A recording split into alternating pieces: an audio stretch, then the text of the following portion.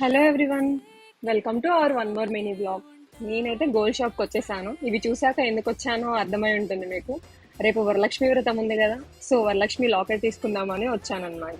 యాక్చువల్గా అయితే 1 గ్రామ్ తీసుకుందామని అనుకున్నాను, బట్ ఇక్కడికి వచ్చాక గోల్డ్ రేట్ అవి చూసాక 2 గ్రామ్స్ డిసైడ్ అయ్యాను అనమాట. ఎప్పటికైనా గోల్డ్ ఉంటే బెటరే కదా కాస్ట్ని బట్టి.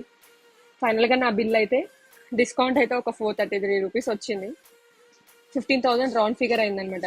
జిఎస్టీ, మేకింగ్ ఛార్జెస్ అన్ని ఇంక్లూడ్ 15,000 రౌండ్ ఫిగర్ అయింది.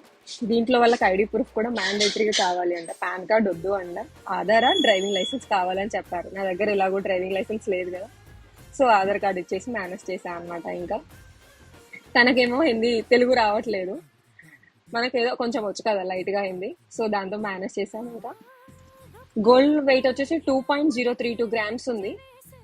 బిల్లింగ్ కౌంటర్కి వచ్చేసాను. ఫైనల్ గా బిల్ డన్ చేసేసుకున్నాను. కథం బాయ్.